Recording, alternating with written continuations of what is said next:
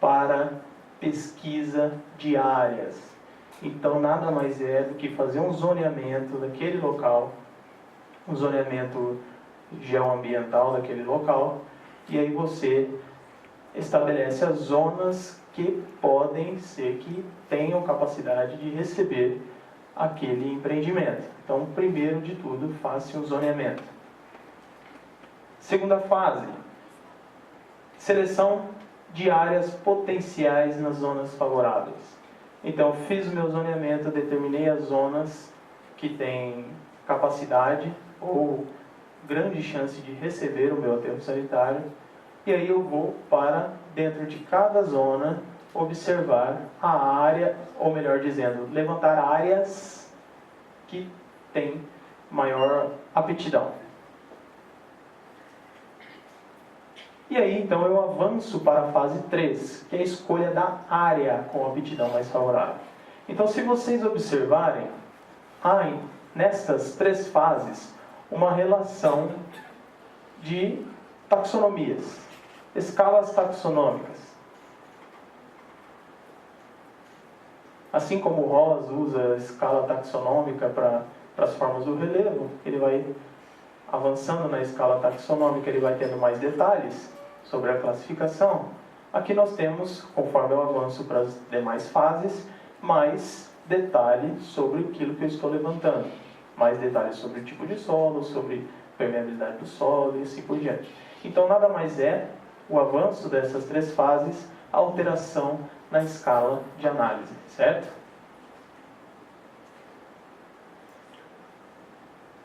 Podemos dizer que a fase 1, zonas favoráveis, o nível de observação que você tem é um nível regional, um estudo regional, para você determinar as zonas de potencialidade. Qual o método utilizado então para fazer esse estudo regional? Levantamento de dados básicos como mapas, fotos aéreas, imagens e etc. Você faz um inventário de todo o seu local, vamos imaginar um município. Você faz nessa fase um inventário de todo o município para determinar os zoneamentos e depois você adentrar dentro de cada zoneamento, selecionar as áreas, depois adentrar e escolher a melhor área.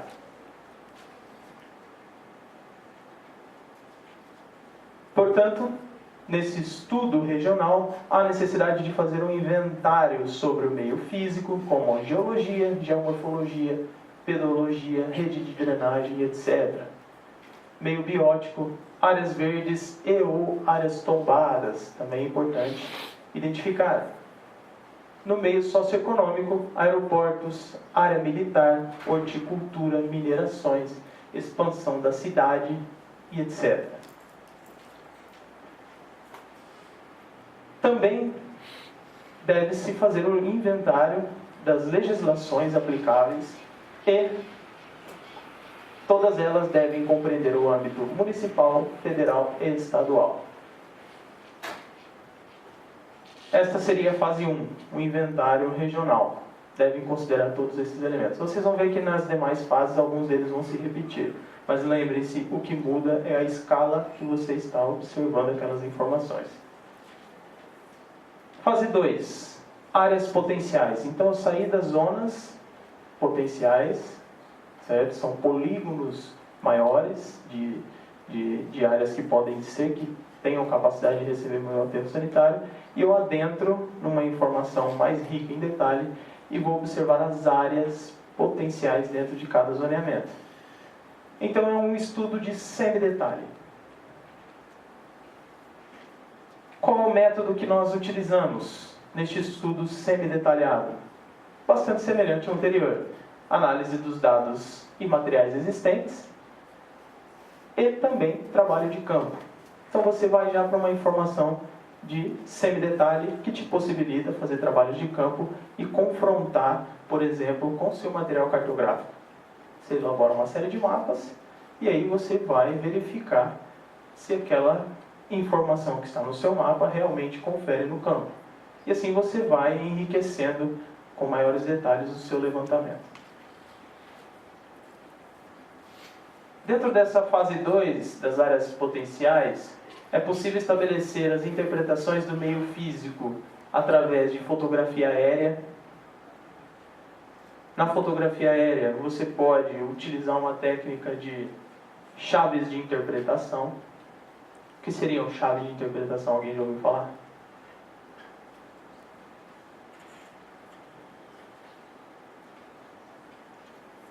Essas chaves de interpretação podem ser chamadas também como alvos.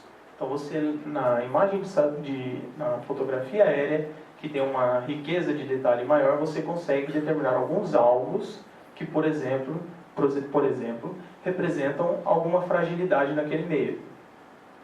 Planícies, lençóis freáticos em meia encosta, cursos d'água. Então você vai selecionando uma série de alvos que, quando você faz a análise geral daquela área, você já os elimina por ter fragilidade, certo? Então é possível você fazer a observação, ou na verdade interpretação de fotografia aérea através de chaves de interpretação. Podendo também utilizar imagens de satélite, que por conta das bandas do satélite, você consegue realçar as áreas úmidas e, portanto, já deletá-las logo de cara, porque são consideradas áreas de fragilidade. Além de materiais cartográficos diversos, que você pode tanto produzir quanto pegar materiais já existentes, como cartas do IBGE e etc.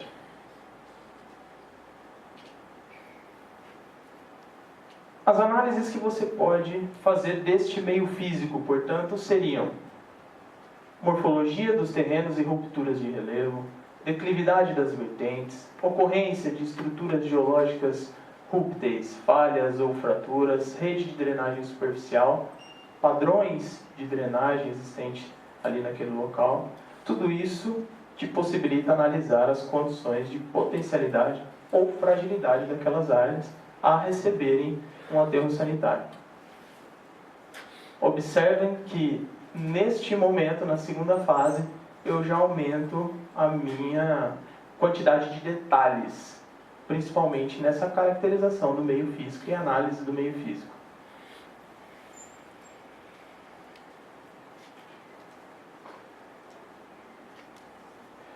Ainda dentro do meio físico, há necessidade também de fazer o levantamento hidrológico daquelas áreas. Nós não estamos mais em regiões, zonas, nós estamos em áreas. Então, te permite fazer o levantamento hidrológico nessas áreas, o que dá um pouco de trabalho realmente. Então, você pode determinar pontos de captação de água, tanto superficial quanto subterrâneas. Isso compromete a instalação do aterro sanitário, porque um não pode funcionar junto com o outro, certo? Um dos dois vão ter que ser interrompidos. Escoamento superficial e qualidade das águas. Então você tem que compreender o escoamento superficial da água no relevo, você tem que analisar isso com maior detalhe, fazer análises de água dos cursos d'água no entorno dessas áreas que você pretende instalar. Geometria dos aquíferos e sentido de fluxo da água subterrânea. Zonas de recarga de aquífero que eventualmente podem ocorrer. Então vocês têm aí um nível de detalhe mais elevado. E do meio biótico, ainda nessa fase 2, utilizando de fotografias aéreas e imagens de satélite, é possível fazer uma análise da cobertura vegetal. Por fim, o meio socioeconômico, dentro dessa fase, através também de fotografias aéreas e imagens de satélite, você consegue fazer uma análise dos núcleos habitacionais. Por exemplo, para onde que a cidade está se expandindo. Você pega uma seção histórica aí de alguns anos e analisa o desenvolvimento urbano. Para onde a cidade está crescendo mais? A cidade está se desenvolvendo em direção aonde você pretende instalar um aterro sanitário? Isso deve ser levado em consideração por conta da vida útil prolongada deste empreendimento. E também os acessos. O acesso nesse empreendimento vai ser possível? Tudo isso você pode pôr em pauta. E a terceira fase deste procedimento de escolha de área seria um estudo detalhado, ou seja, eu saí do estudo regional, passei pelo estudo semi-detalhado, que são várias áreas. Estou no estudo detalhado, seleciono algumas áreas que, com certeza, elas têm capacidade de receber um aterro sanitário. E então eu parto para um estudo detalhado. Neste estudo detalhado, eu também tenho que obedecer o inventário ou as análises daquelas 3 categorias: meio físico, biológico e socioeconômico. Dentro do meio físico, nesta escala taxonômica, eu tenho condição de observar áreas sujeitas à inundação. Então eu tenho condição de observar se aquela área onde eu pretendo instalar ela geralmente sofre inundação ou não. Propriedades geotécnicas do terreno. Se aquele terreno ele tem condições geotécnicas de receber as valas, de abrigar os resíduos, sem provocar futuramente um acidente, né, no complexo do aterro, comprometendo a qualidade ambiental daquele terreno. Profundidade e permeabilidade do solo. Então você não pode ter um solo tão permeável, porque muitas vezes num cenário crítico de vazamento do chorume, ele rapidamente drena esse chorume para as profundezas do solo, para as águas subterrâneas e assim por diante. Então também a necessidade de considerar a permeabilidade desse solo. Profundidade do aquífero, distância de cursos d'água, áreas de empréstimo para a cobertura diária dos resíduos. Empréstimo de solo, tá? Para você conseguir pegar de reservas e fazer o processo de cobrimento dos resíduos. Então isso pode ser um diferencial em algumas áreas, tá? Lembrando que você tem detalhe suficiente nessa fase para estar observando isso. Do meio biológico, o grau de preservação da biota e da fauna terrestre e aquática. Então você já avançou mais um item dentro da sua escala de análise do meio biológico. Meio socioeconômico. Serão analisados o valor econômico do terreno, condições de acesso àquele local, distância dos pontos geradores. Então não pode ser uma distância muito grande do ponto gerador. Existem referências que trazem as distâncias adequadas, então isso pode ser consultado. Então, você não pode colocar um aterro sanitário em uma distância inviável, porque o caminho que o caminhão terá que fazer diariamente para lançar os resíduos lá pode trazer um certo custo. A vida útil que esse aterro sanitário terá, distância de aglomerados urbanos e rurais. Muitas vezes eles são desconsiderados, os rurais, os urbanos às vezes eles são levados em conta, mas os rurais, às vezes o pessoal esquece aí que tem um assentamento próximo, existem bairros rurais mais próximos daquela área e que vão receber os impactos daquela atividade. Então é importante identificar esses aglomeramentos. E levarei isso para uma audiência pública, tá? Para que toda a sociedade tenha conhecimento e que possam opinar sobre aquele empreendimento, sobre aquele local e assim por diante. Bom, aí algumas pessoas se perguntam, ou me perguntam, tudo bem, na teoria o procedimento é lindo, né? Perfeito, funciona bem, mas e na prática? Isso funcionaria? Eu diria a vocês que sim, funcionaria. E aí eu trago um exemplo, certo? O exemplo do município de Anhumas. Quem conhece Anhumas? Trago o exemplo do município de Anhumas porque foi onde desenvolvi a minha pesquisa de mestrado, foi no município de Anhumas, e em função do período que eu entrei no mestrado, estavam se discutindo muito essa questão dos resíduos sólidos, ainda se discute, principalmente a forma de disposição final. E aí nós tomamos, por opinião, desenvolver pesquisas sobre escolha de área para aterro sanitário no município de Anhumas. Mas por que Anhumas e não Prudente? Nós escolhemos Anhumas por conta da representatividade das condições ambientais do município de toda a nossa região. Anhumas, nós temos lá 3 unidades de mapeamento da formação adamantina. Então, a formação geológica lá é a formação adamantina, e dentro da formação adamantina existem as unidades de mapeamento K1 até K5. E no município existem K1, K4 e K5. Nesses ambientes, onde a unidade de mapeamento da formação geológica se faz presente, ele possui diferenças no relevo, no tipo de solo, na profundidade do solo. Então, dá uma diversidade para o estudo, não fica ali um ambiente praticamente igual em todo o município. Então, foi por isso que nós escolhemos a Inhumas para desenvolver essa pesquisa, por conta da sua representatividade das condições ambientais da nossa região. E qual a metodologia que nós adotamos? A metodologia foi bem semelhante a essa que eu mencionei a vocês agora. Partiu-se do inventário e depois prosseguiu-se para um diagnóstico. E nesse diagnóstico nós identificamos todas as fragilidades do ambiente e colocamos então algumas opções de áreas para instalar um aterro sanitário. Lembrando que a pesquisa ela não foi até a última fase, que era o estudo detalhado, que pega uma área em específico e fala, olha, aqui é o melhor local para instalar o aterro sanitário. Nós fomos até, poderíamos dizer que até a fase 2, tá? Em semidetalhe, ok? Então fica aí a oportunidade para futuras pesquisas de adentrar nesse tema e chegar lá no nível de detalhe, para poder pontuar os locais exatos onde pode se instalar um aterro sanitário no município. Metodologia que nós adotamos então. Esse é o esquema metodológico.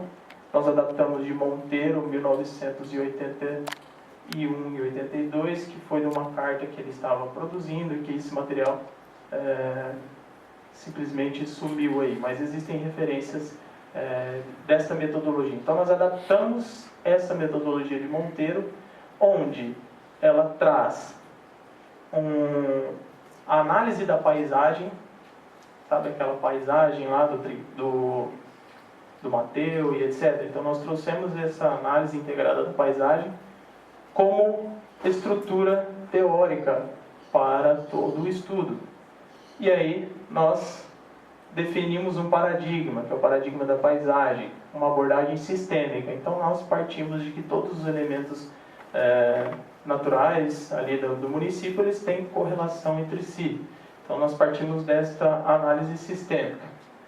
E definimos um problema, que é a escolha de área para aterro sanitário, um problema que é comum para todos os municípios. Definimos então o problema. Na área do município de Inhumas, escala 1 para 100 mil, nós levantamos materiais cartográficos e materiais bibliográficos referentes ao meio natural, referentes ao meio antrópico, referentes ao meio legal. Desses materiais dos elementos naturais, observamos geologia, geomorfologia, hidrografia, pedologia, vegetação e clima, que geraram uma série de mapas, certo? Que nos permitiram compreender a organização natural daquele meio. Da mesma forma, fizemos para o meio antrópico. Pegamos o histórico de ocupação do município, fizemos um levantamento da geração dos resíduos ali do município, que geraram alguns mapas que permitiram compreender as derivações antrópicas ali naquele local. Do ambiente legal, nós levantamos as leis e as normas que geraram mapas que permitiram observar as restrições para a instalação do aterro sanitário. Percebam que nós estamos avançando naquelas fases e nada mais é do que um inventário isso daqui, certo? Desta forma, com todas essas informações levantadas, fizemos a integração dessas informações e chegamos à organização da paisagem, certo? A partir daí, da organização da paisagem, que nós chamamos de unidades de paisagem, são aquelas zonas no município que podem ser, que tenham capacidade de receber, nós avaliamos e determinamos as unidades potenciais. Então, tais unidades têm potencialidade de instalar o aterro sanitário, que geraram as conclusões e recomendações da pesquisa, que são uma retroalimentação para a metodologia do sistema, podem gerar alternativas possíveis para o município e cabe ao poder público municipal a decisão de se aplica ou não a pesquisa, que pode gerar uma política ambiental municipal e demandar um monitoramento. Monitoramento onde? Em que área? No município de Anhumas, em que escala? 1 para 100 mil, em que material cartográfico? E aí volta a retroalimentação, certo? Essa era a proposta nossa. E o inventário? O que ele constituiu de informação? O que nós levantamos para poder determinar as zonas com potencialidade para instalar um aterro sanitário? Vocês vão ver que são semelhantes àquelas que eu disse em cada fase. Então, primeiro, nós levantamos a geologia do município. Essa é uma representação do município, 320 quilômetros quadrados. Então, nós levantamos toda a geologia do município,